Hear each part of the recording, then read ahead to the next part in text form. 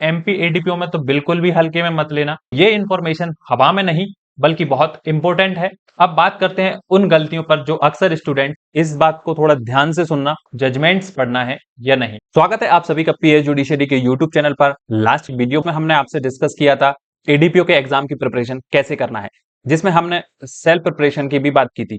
तो अब self preparation कैसे करना है उस पर आज के वीडियो में हम बात करेंगे। और इसी टॉपिक पर हमने लास्ट जो एग्जाम हुआ था उससे पहले भी हमने एक वीडियो बनाया था, आप सब लोगों का बहुत पॉजिटिव फीडबैक उस पर था।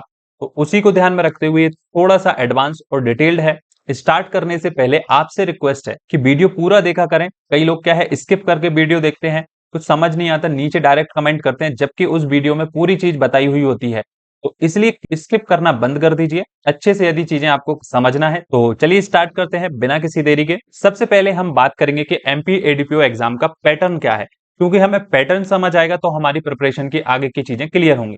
तो देखिए, पैटर्न और एडीपीओ का सिलेबस दोनों बहुत इंपॉर्टेंट होते हैं तैयारी स्टार्ट करने से पहले। सबसे पहले आपको ये पता होना चाहिए कि आपका एग्जाम कितने मार्क्स का होने वाला है। तो ये आपकी अंक योजना है, यानी कि मार्किंग स्कीम है आपकी। तो ये जो एग्जाम होता है ये आपका लास्ट ईयर ऑफलाइन हुआ था, आगे भी जहां तक है तो ऑफलाइन ही होगा। फिर इस पेपर में जो है आपका जो एग्जाम होगा इसमें दो पार्ट होंगे, यानी कि दो सेक्शन होंगे, सेक्शन ए और सेक्शन बी। सेक्शन ए में क्या है आपका एमपी नेशनल इंटरनेशनल लेवल का क्या है आपका सामान्य ज्ञान और कंप्यूटर आधारित प्रश्न होंगे। और ये टोटल आपका जो है 150 मार्क्स का होगा। कितने का होगा? 150 मार्क्स का। तो यानी कि यहां से आपके 50 क्वेश्चंस बनेंगे। 50 क्वेश्चंस मल्टीप्लाई बाय 3 होगा, हर क्वेश्चन जो है 3 नंबर का होगा और तब जाके वो 150 होंगे। ठीक इसी तरीके से आपका दूसरा सेक्शन है लॉ का, जिसमें लॉ जो है पूछा जाएगा। यहाँ पे 32 सब्जेक्ट हैं आपके। कितने? 32 सब्जेक्ट इसमें पढ़ने हैं, जिसमें कुल जो है 300 नंबर का ये पेपर होगा। लॉ का जो पोर्शन होगा जिसमें 100 क्वेश्चन होंगे। कितने होंगे?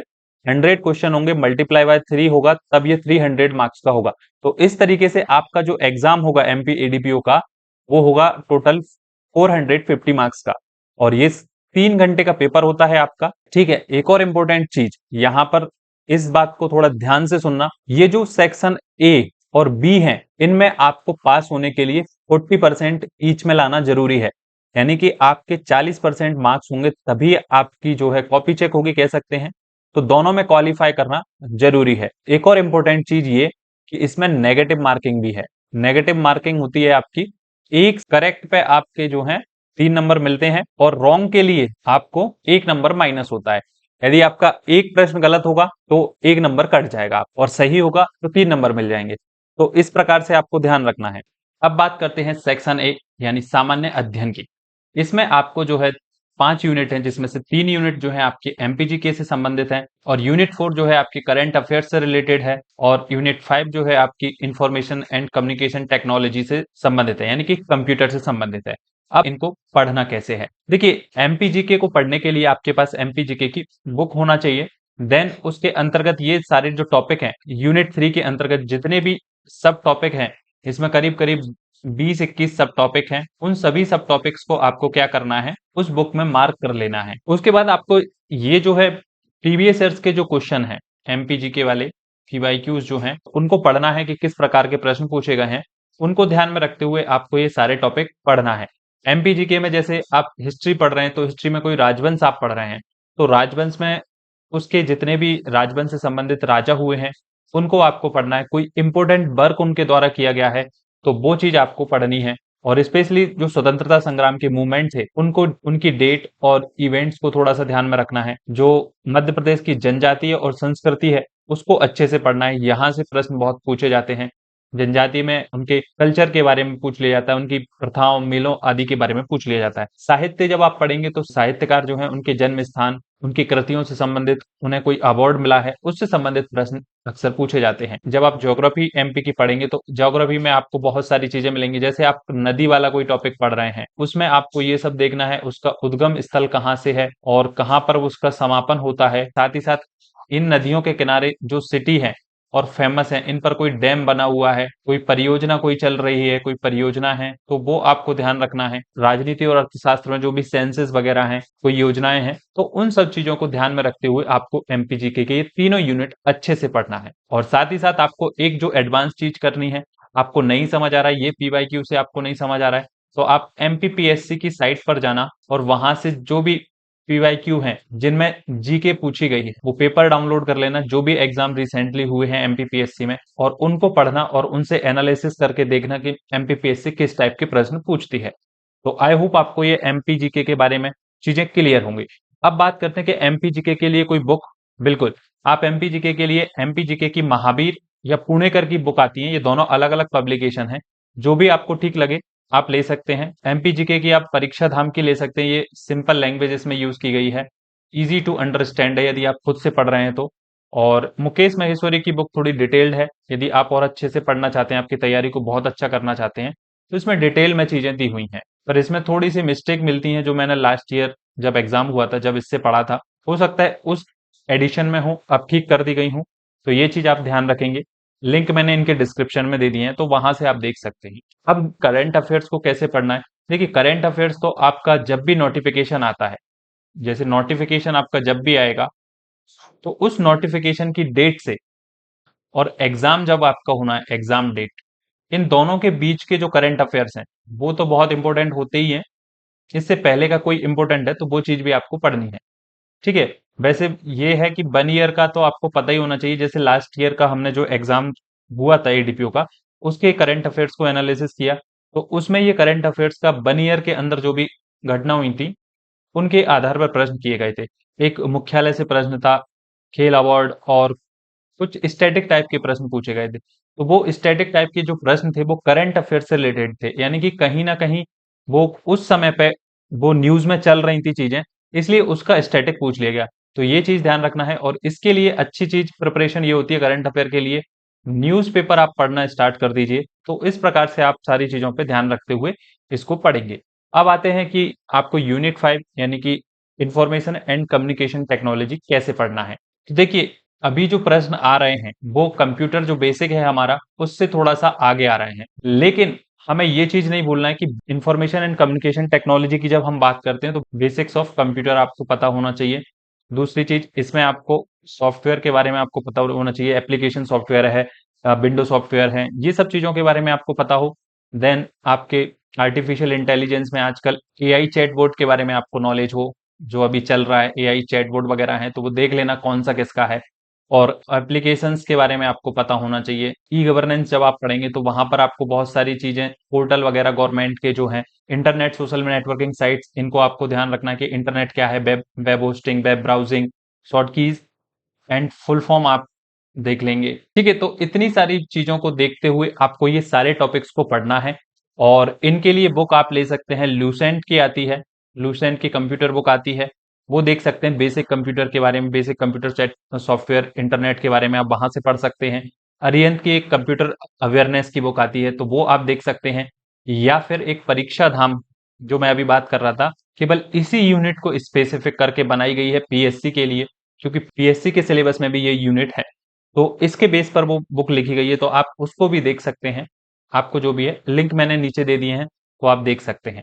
अब बात करते हैं कि सेक्शन बी यानी कि लॉ को कैसे पढ़ना है। लॉ के अंतर्गत हमें 32 एक्ट्स मिलते हैं, यानी कि 32 सब्जेक्ट मिलते हैं, और ये जो सब्जेक्ट हैं सारे इंपॉर्टेंट हैं, क्योंकि लास्ट जो एग्जाम हुआ था आपका एडीपीओ का 2021 की वैकेंसी का जो एग्जाम हुआ था, उसमें सारे जो एक्ट हैं उनसे एवरेज क्वेश्चन जो थे आपके, वो 3 से 4 क्वेश्चन हर एक्ट से पूछे गए थे। तो इसलिए सारे एक्ट बहुत इंपॉर्टेंट हो जाते हैं, इसलिए हमें सारे एक्ट को अच्छे से पढ़ना है। तो और ये एक और इंपॉर्टेंट चीज मैं यहाँ पे बता दूं, जो अपन सिलेबस डिस्कस कर रहे हैं ये 2021 के बेसिस पर है। ठीक है, अभी नया सिलेबस जब नोटिफिकेशन आएगा तो उसके साथ में आएगा। तो ये एक्ट है आपके, ये कोर लॉ में। देखिए, अभी बीएनएस, बीएसए और बीएनएसएस का डाउट आपको होगा कि कौन सा पढ़ना है, तो आपको ऑब्वियस सी बात है अभी न्यू ही पढ़ना है, इसमें कोई डाउट ही नहीं है। और जब नोटिफिकेशन आएगा तो इसकी सारी चीजें और क्लियर हो जाएंगी। ठीक है, और मैं एक और इंपॉर्टेंट चीज, जो कॉन्स्टिट्यूशन है हमारा, पिछले एग्जाम जो हुआ था एडीपीओ का, उसमें कॉन्स्टिट्यूशन के प्रश्न सारे एक्ट से ज्यादा थे, क्योंकि जीके के पोर्शन में भी कुछ क्वेश्चन पूछे गए थे कॉन्स्टिट्यूशन से, और जो कॉन्स्टिट्यूशन यानी कि लॉ वाला पार्ट है उसमें पूछे ही गए थे। अब इनको पढ़ना कैसे है इन 32 एक्ट को, चलिए इन पर बात करते हैं। देखिए लॉ वाला जो आपका पोर्शन है, कोई भी एक्ट आप पढ़ेंगे तो हर एक्ट को पढ़ने के कुछ पॉइंट्स होते हैं। आप किसी भी एग्जाम की प्रिपरेशन कर रहे हो, इन पॉइंट्स को ध्यान में रखते हुए आप पढ़ेंगे तो आपकी तैयारी अच्छी होगी। तो देखिए किसी भी एक्ट से आप पढ़ रहे हैं तो उसमें सबसे पहले उस एक्ट का नाम और नंबर आपको पता होना चाहिए, इससे संबंधित प्रश्न बनते हैं।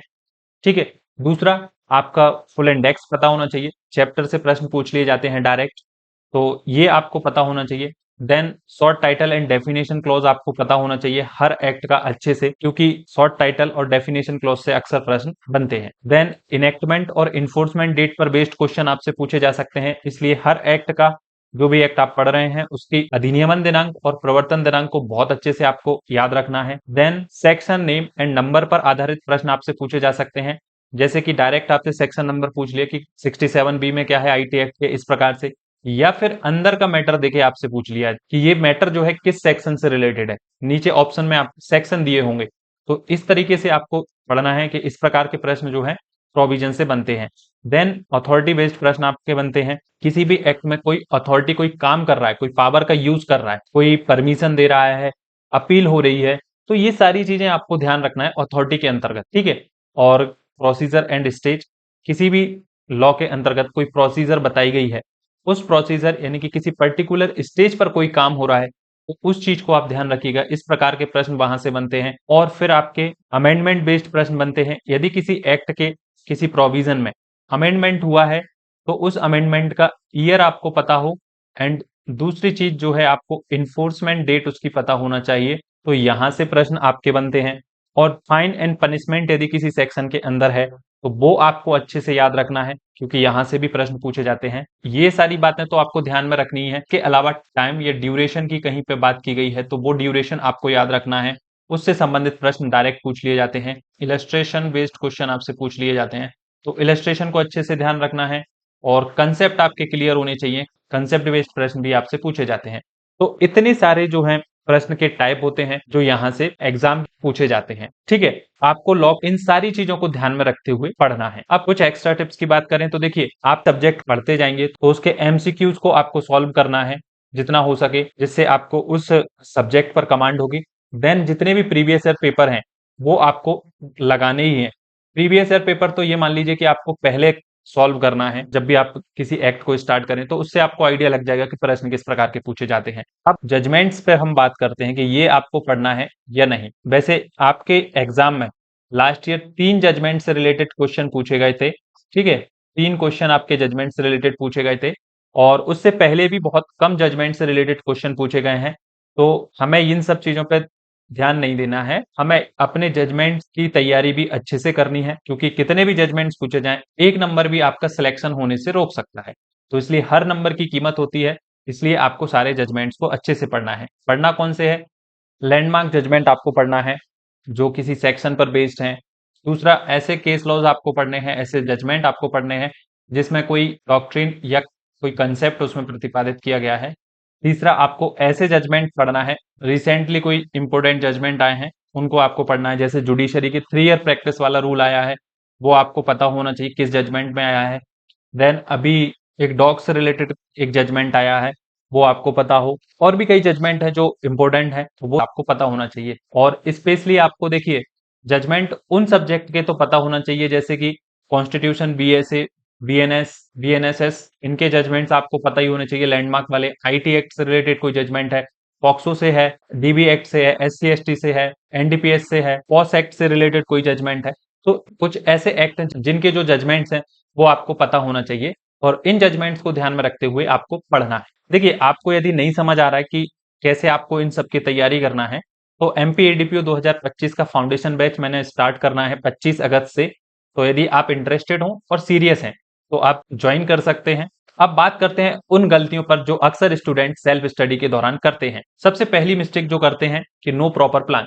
सेल्फ स्टडी में ये होता है कि कोई भी व्यक्ति जब सेल्फ स्टडी करता है तो उनके पास कोई प्रॉपर प्लान नहीं होता है। दूसरी चीज, इग्नोरिंग बैरेक्ट्स। जब सेल्फ स्टडी करते हैं तो बैरेक्ट्स को अच्छे से नहीं पढ़ते हैं, बैरेक्ट्स को ऊपर ऊपर से पढ़ लेते हैं, अच्छे से डेप्थ नॉलेज उसकी नहीं लेते हैं। या कहीं कोचिंग वगैरह से आपने पढ़ा हुआ होता है तो उसके शॉर्ट नोट्स को आप पढ़ते हैं, बैरेक्ट्स को नहीं पढ़ते। लेकिन आज के टाइम पे जो प्रश्न आते हैं वो बैरेक्ट के अंदर से पूछे जाते हैं, लैंग्वेज बेस्ड प्रश्न पूछे जाते हैं। यदि आपकी लैंग्वेज पर कमांड नहीं है तो उन प्रश्न को आप सॉल्व नहीं कर पाओगे।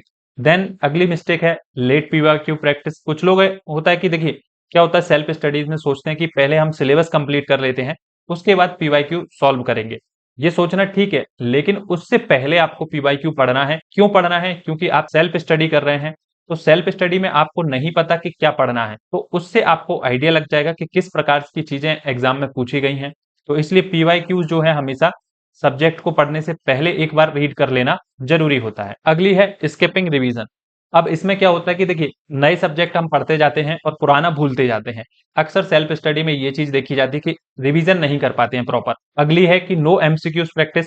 आपने पढ़ा, आपने सारी चीजें की, पीवाईक्यूज वगैरह सब देखे, रिवीजन भी किया, पर आपने एमसीक्यूज की प्रैक्टिस नहीं की, जिससे आपको आपने जो स्टडी की है उसको आप इंप्लीमेंट करना नहीं सीख पाए।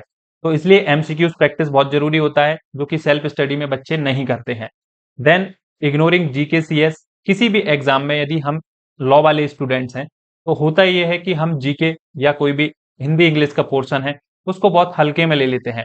और भाई एमपी एडीपीओ में तो बिल्कुल भी हल्के में मत लेना, क्योंकि एडीपीओ में आपके हर पोर्शन में आपको 40% मार्क्स लाना जरूरी है। तो बिल्कुल भी जीके को इग्नोर मत करना। देन नो प्रॉपर गाइडेंस और कंटिन्यूटी। सबसे बड़ी जो मिस्टेक होती है वो होती है आपकी कंटिन्यूटी। जब सेल्फ स्टडी करते हैं तो कंटिन्यूटी ब्रेक हो जाती है, प्रॉपर मोटिवेशन नहीं होता है, कभी पढ़ा कभी नहीं पढ़ा। इस प्रकार से सबसे बड़ी चीज जो है कंटिन्यूटी। भले ही आप डेली जो है 2 घंटे आप पढ़ें तो भी चलेगा, लेकिन आप डेली पढ़ें। कंटिन्यूटी यदि ब्रेक हो जाएगी तो आप किसी भी चीज में रिजल्ट नहीं पा सकते। और अभी तक जो भी इंफॉर्मेशन मैंने इस वीडियो में आपको दी है वो टेस्टेड है, प्रूवन है। क्यों? क्योंकि देखिए ये जो इंफॉर्मेशन दी है वो मैंने आपको अपने पर्सनल एक्सपीरियंस के बेसिस पर दी है। सेकंड, आपके लास्ट ईयर जब वैकेंसी आई थी उस टाइम पे हमने एक वीडियो बनाया था, लास्ट वीडियो, उसके आप कमेंट्स देखेंगे, उसमें आपके पॉजिटिव फीडबैक है, वो इसको ट्रस्टेड और प्रूवन बनाता है। देन लास्ट वाले वीडियो को और जो 2021 के वैकेंसी का एग्जाम हुआ था एडीपीओ का, उससे आप कंपेयर करोगे तो जिस प्रकार के नेचर ऑफ क्वेश्चंस हमने बताए थे तो मोस्टली आपको उस एग्जाम में मिल जाएंगे। तो ये सारी चीजें इसको टेस्टेड और प्रूवन बनाती हैं। इसलिए ये इंफॉर्मेशन हवा में नहीं बल्कि बहुत इंपॉर्टेंट है जो हमने आपके साथ में शेयर की है। और आपको नहीं समझ आ रहा है कि सिस्टमेटिकली प्रिपरेशन कैसे करना है एमपी एडीपीओ के लिए, तो एक पर्सनल इंफॉर्मेशन मैं अपनी शेयर कर रहा हूं आपके साथ में। 25 अगस्त से एमपी एडीपीओ का फाउंडेशन बैच स्टार्ट कर रहा हूं, जिसमें केवल 20 स्टूडेंट्स रखे गए हैं। आप इंटरेस्टेड हैं और सबसे बड़ी चीज आप सीरियस हैं तो आप ये बैच ज्वाइन कर सकते हैं। नीचे डिटेल्ड इंफॉर्मेशन है। एक और इंपॉर्टेंट चीज, देखिए आपको ये वीडियो कैसा लगा नीचे कमेंट्स में बताना। आपको ये वीडियो अच्छा लगा तो अपने दोस्तों के साथ शेयर करना, और आप और अच्छे इंफॉर्मेशनल वीडियो देखना चाहते हैं तो चैनल को सब्सक्राइब कर लेना। और ये हमारे सोशल मीडिया हैंडल्स हैं, आप हमें यहाँ पे फॉलो कर सकते हैं। Thank you.